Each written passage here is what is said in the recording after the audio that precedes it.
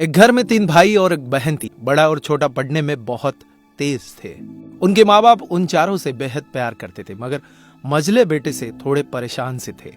बड़ा बेटा पढ़ लिख कर डॉक्टर बन गया, छोटा भी पढ़ लिख कर इंजीनियर बन गया, मगर मझला बिल्कुल आवारा और गवार बन के ही रह गया। सबकी शादी हो गई। बहन और मझले को छोड़ दोनों भाइयों ने लव मैरिज की थी। बहन की शादी भी अच्छे घराने में हुई थी। आखिर भाई सब डॉक्टर इंजीनियर जो थे। अब मझले को कोई लड़की नहीं मिल रही थी। पिताजी भी बहुत परेशान थे और माँ भी। बहन जब भी मायके आती थी सबसे पहले छोटे भाई और बड़े भैया से मिलती थी, मगर मझले से कम ही मिलती थी, क्योंकि वह न तो कुछ दे सकता था न घर पे जल्दी मिल सकता था। वैसे वह दिहाड़ी मजदूरी करता था, पढ़ नहीं सका था तो यही काम था। मझले की शादी किए बिना पिताजी गुजर गए। माँ ने सोचा कहीं अब बंटवारे की बात न निकले, इसलिए अपने ही गांव से एक सीधी सादी लड़की से मझले की शादी करवा दी। शादी होते ही न जाने क्या हुआ कि मझला बड़े लगन से काम करने लगा। दोस्तों ने कहा, ए चंदू आज अड्डे पे आना। चंदू बोला, आज नहीं, फिर कभी। अरे तू शादी के बाद तो जैसे बीवी का गुलाम ही हो गया है। अरे ऐसी बात नहीं है, कल मैं अकेला एक पेट था तो अपनी रोटी अपने हिस्से से कमा लेता था, लेकिन अभी बात कुछ अलग है, क्योंकि अब 2 पेट है, कल और होगा।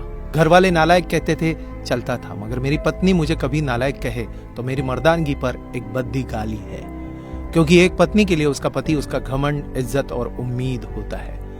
उसके घर वालों ने भी तो मुझ पर भरोसा करके ही अपनी बेटी दी होगी, फिर उनका भरोसा मैं कैसे तोड़ सकता हूँ।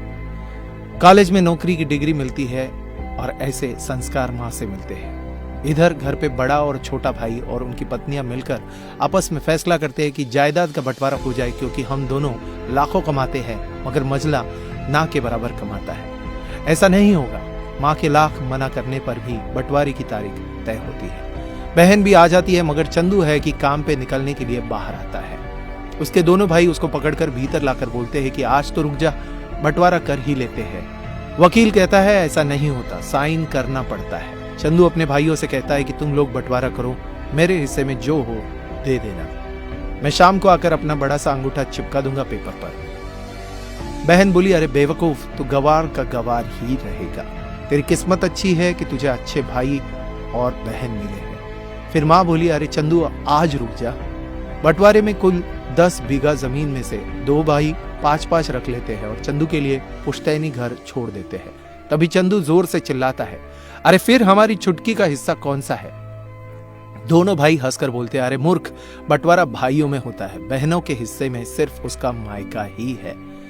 चंदू कहता है, ओह, शायद पढ़ा लिखा न होने में ही मूर्खता है। ठीक है, आप दोनों ऐसा करो, मेरे हिस्से की वसीयत मेरे बहन छुटकी के नाम कर देना। दोनों भाई चकित होकर बोलते हैं, और तू?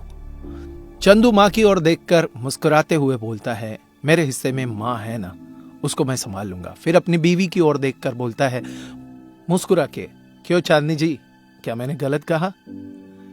चांदनी अपनी सास से लिपट कर कहती है, इससे बड़ी वसीयत क्या होगी मेरे लिए, कि मुझे माँ जैसी सासू मिली और बाप जैसा ख्याल रखने वाला पति। बस यही शब्द थे जिन्होंने बंटवारे को सन्नाटे में बदल दिया।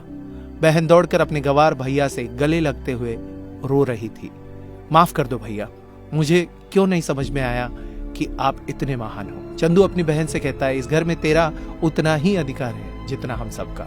माँ का चुनाव इसलिए किया ताकि तुम सबसे हमेशा जुड़ी रहो, क्योंकि यह वही कोख है जहां हमने 9 महीने गुजारे थे। माँ के साथ तुम्हारी यादों को मैं हमेशा देखना चाहता हूँ। दोनों भाई दौड़कर मझले से गले मिले और रो रो कर कहने लगे, आज सचमुच तू बड़ा हो गया है। सबकी पलकों में पानी ही पानी, सब एक साथ फिर से रहने लगते हैं।